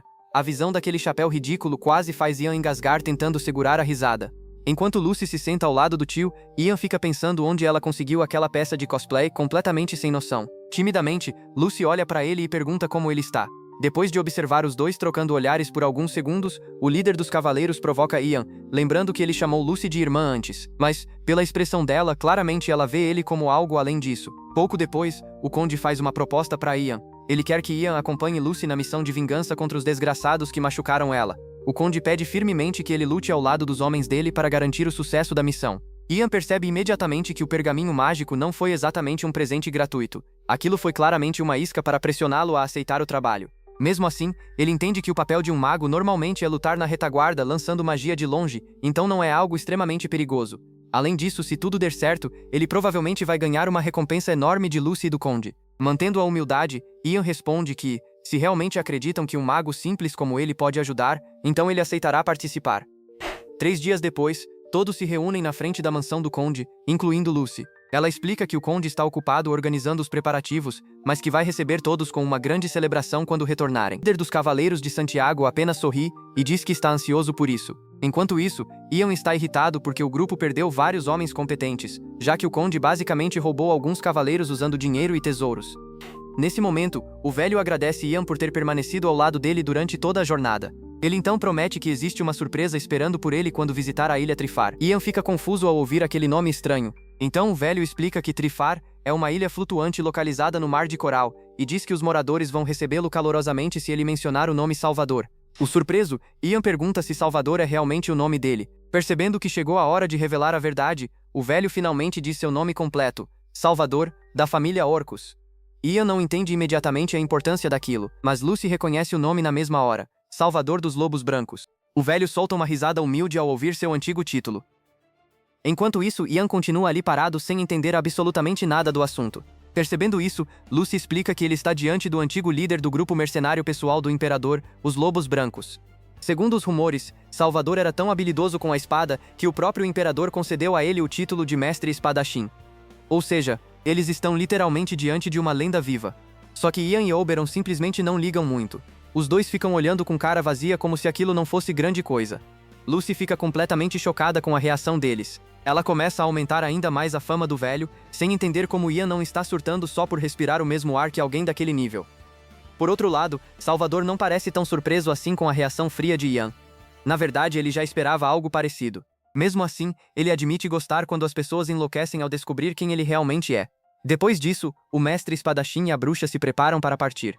Um dos cavaleiros segura as mãos de Ian emocionado e pergunta se eles vão se encontrar novamente algum dia. Antes de ir embora, Salvador aperta a mão de Ian e promete encontrá-lo outra vez na ilha flutuante. Então deseja uma boa viagem até aquele dia chegar. Mais tarde, o conde sobe em um palco para discursar diante do próprio exército. Cada passo parece pesado enquanto ele relembra o pedido da sobrinha para vingar a morte da mãe dela. Nem nos piores pensamentos ele imaginou que Graeme tentaria fazer algo contra Lucy depois do que já havia feito com a mãe dela. Mesmo assim, casar Lucy com um dos homens mais confiáveis dele transformaria a garota em um poderoso escudo político. O território ficaria muito mais seguro, e ele teria ainda mais controle sobre a região. Pensando nisso, o homem decide que terá uma conversa particular com a sobrinha assim que tudo se acalmar. Logo depois, o conde faz um discurso poderoso, inflamando os soldados e incentivando todos a acabar de vez com as injustiças e crimes cometidos por Graeme. Mais tarde naquela noite, os cavaleiros montam um acampamento. Alguns deles, incluindo Lucy, começam a ficar genuinamente preocupados. Eles se perguntam se Ian bateu a cabeça em algum lugar durante a viagem. Em vez de cozinhar comida, Ian simplesmente está sentado fervendo uma colher dentro de uma panela. Lucy tenta não julgar, mas começa a imaginar se ele veio de algum lugar tão pobre que colher virou comida. Pouco depois, alguns cavaleiros começam a espalhar rumores de que o grande mago enlouqueceu e agora sobrevive tomando sopa de colher. Irritado, Ian responde irritado para Lucy que ele só estava desinfetando a colher. A palavra complicada passa voando pela cabeça da garota igual uma flecha. Então ele simplesmente desiste de explicar e fala que aquilo é avançado demais para ela entender. Só que isso acaba despertando ainda mais curiosidade nos cavaleiros. Agora eles começam a imaginar que Ian está preparando algum prato secreto extremamente saboroso. Pouco tempo depois, os caras começam a irritar ele ainda mais perguntando se podem colocar carne dentro da sopa especial. Depois do jantar, Lucy admite que está pensando em algo há bastante tempo, mas ainda não conseguiu decidir direito. Quando Ian pergunta do que ela está falando, a garota lembra da recompensa que prometeu anteriormente. Lucy fica completamente perdida tentando escolher o que dar para ele. Ela comenta que provavelmente Ian já está cansado de receber moedas de ouro o tempo inteiro. O pobre quebrado fica sem palavras ouvindo aquilo. Mesmo assim, ele deixa ela continuar. Lucy então fala sobre uma recompensa que considera digna de alguém como ele. Ela conta uma antiga lenda da família Tyrion. Segundo a história, as fadas entregaram uma espada mágica para o primeiro barão de Tyrion. Aparentemente, uma fada se apaixonou pelo homem depois que ele salvou o reino delas. Lucy fala da história completamente encantada. Mas Ian não compra aquela historinha romântica nem por um seus. Ele pergunta que tipo de família lendária é essa que nunca recebeu um título maior do que barão mesmo possuindo uma espada tão absurda. Na mesma hora, a fantasia da garota quebra completamente. Sem graça, Lucy admite que isso aconteceu centenas de anos atrás. Depois ela revela que existe só um probleminha minúsculo entre eles e a espada. A arma está enterrada dentro do túmulo do primeiro barão. Ou seja, eles teriam que roubar uma sepultura para pegar ela. Ian apenas encara a garota completamente sem acreditar no que acabou de ouvir. A menina basicamente quer que um completo desconhecido ajude ela a roubar o túmulo do próprio tataravô. Mesmo assim, Ian ainda pergunta se ela realmente está bem em entregar um tesouro tão valioso da família. Afinal, aquela espada poderia fortalecer muito a reputação da casa Tyrion. Ele tenta convencer Lucy dizendo que existem maneiras melhores de usar algo tão importante, mas a garota faz bico de raiva imediatamente. Lucy perde a paciência e diz que Ian deu para ela uma segunda chance de lutar. As mãos dela começam a tremer enquanto explica que tudo o que ele fez mudou completamente sua vida. Por isso, ele merece uma recompensa do mesmo valor. Logo depois, ela levanta extremamente envergonhada e irritada porque Ian ficou tratando algo tão importante como brincadeira. Chamando ele de idiota denso, Lucy volta furiosa para a própria tenda. Depois de ouvir tudo aquilo, Ian finalmente percebe que provavelmente deveria ter lidado com a situação de uma maneira melhor. Nesse momento, um cavaleiro ruivo chama Ian para conversar. Ao mesmo tempo, um fazendeiro próximo ameaça quebrar os dentes de alguns cavaleiros caso eles tentem roubar algo dele novamente. Os mercenários começam a zombar do homem, dizendo que talvez deixem ele em paz se entregar algumas galinhas. Um deles até enfia o dedo no peito do fazendeiro, afirmando que guerreiros indo para a guerra precisam de comida para sobreviver. Só que toda a arrogância do homem desaparece no instante em que ele vê um corvo pousando numa árvore próxima. Ele reconhece imediatamente Oberon, o mascote do grande mago. Do nada, o corvo começa a avisar que o mestre está chegando. Os três idiotas ainda estão tentando processar o fato de um corvo falar, quando Ian surge atrás deles calmamente. Os três viram devagar, completamente travados. Na mesma hora, entendem que estão ferrados. Ian pergunta friamente o que exatamente eles acham que estão fazendo. Na verdade, antes da missão começar, Ian teve uma conversa particular com o Conde. O homem parecia tão hesitante que Ian imaginou que seria algum pedido extremamente sério. Mas, para surpresa dele, o Conde apenas pediu um favor simples. Ele queria ajuda para controlar os mercenários mal disciplinados que estavam roubando os próprios cidadãos. Ian ficou confuso porque aquilo parecia mais trabalho dos cavaleiros. O Conde então suspira profundamente e explica que cavaleiros e mercenários são praticamente irmãos de guerra. Por isso, vivem encobrindo os crimes uns dos outros. No começo, ele deixou passar porque isso mantinha os mercenários ocupados. Mas agora eles ficaram ousados demais. Estão roubando descaradamente dentro do território da própria sobrinha dele. Ian julga mentalmente o tio desesperado que praticamente implorou para ele dar apenas um aviso aos homens. Agora, diante do olhar assassino de Ian, os 3 mercenários se juntam igual ratos assustados. Ian declara que chegou a hora daqueles vira-latas que vivem revirando lixo pagarem por roubar o próprio. Os 3 quase fazem xixi nas calças quando o grande mago ameaça cancelar a assinatura de vida deles para servir de exemplo. Na manhã seguinte, o aviso de Ian já se espalhou por todo lugar. Os mercenários ficam tão assustados que muitos se recusam até mesmo a sair das tendas. As atitudes dele deixam o Conde e Lucy extremamente felizes. Finalmente o povo consegue se sentir seguro. Porém, o Cavaleiro Ruivo aparece trazendo más notícias. Ele pede uma reunião direta com o Conde para apontar um problema enorme na estratégia deles. O soldado afirma friamente que, do jeito que as coisas estão agora, eles viraram apenas presas esperando o massacre. Ian fica surpreso e pergunta se ele realmente acredita nisso mesmo com 400 soldados treinados do lado deles. Mas o cavaleiro insiste. Segundo ele, aqueles homens não são mais soldados, são apenas presas indefesas. Ele explica que antigamente os homens deles costumavam atacar os territórios de Graeme durante invasões. Os constantes roubos e abusos faziam os cidadãos se revoltarem contra Graeme, mantendo as tropas inimigas ocupadas tentando controlar o caos interno. Só que tudo mudou depois que Ian obrigou os soldados a pararem de aterrorizar os civis. Agora as cidades estão calmas. Não existe mais revolta. Não existe mais desordem, e isso significa que Graeme pode focar totalmente em reunir forças para a guerra. Além disso, depois das punições aplicadas pelo Grande Mago, a moral dos soldados despencou completamente. Ao ouvir aquilo, Ian percebe que a situação realmente ficou complicada. O Conde começa a ter uma dor de cabeça monstruosa tentando encontrar alguma solução. Sem alternativas, ele olha para Ian pedindo ajuda. Eles não podem perder essa guerra. Se isso acontecer, o usurpador vai tomar tudo dessa vez. Lucy também olha para Ian cheia de expectativa. Mesmo sob toda aquela pressão, Ian mantém a calma. Ele afirma que a situação ainda não está perdida enquanto ele estiver presente. As palavras confiantes dele levantam imediatamente o ânimo do Conde e de Lucy. Os dois ficam ansiosos para ouvir o plano do Grande Mago. Só que, ao mesmo tempo, alguns soldados atrás do Cavaleiro Ruivo encaram Ian como se ele tivesse acabado de insultar a família inteira deles. Os dois claramente não confiam naquele excesso de confiança. E pela cara deles, parece que já estão planejando alguma coisa escondidos. Na manhã seguinte, Ian vai até a casa de um fazendeiro. O homem começa a gritar irritado com o visitante e com o corvo barulhento fazendo bagunça do lado de fora. Mas no instante em que abre a porta, Ian aparece bem na frente dele com um olhar vazio que quase faz o pobre homem morrer do coração. Com uma voz firme, Ian pergunta se aquele campo de trigo pertence a ele. Confuso e irritado, o fazendeiro exige saber quem ele pensa que é. Um cavaleiro próximo rapidamente apresenta Ian como o aprendiz do grande mestre mago, Lord Ian. Na mesma hora, toda a cor some do rosto do fazendeiro. Ele percebe que acabou de insultar um nobre. Desesperado, o homem cai no chão imediatamente, enfiando a cara na terra enquanto implora perdão. Com o palco pronto, Ian parte para a próxima etapa do plano. Ele declara dramaticamente que as plantações já estão condenadas. O fazendeiro entra em desespero pedindo uma explicação. Então Ian bate o cajado no chão com força e grita que a maldição do primeiro barão de Tyrion caiu sobre aquelas terras.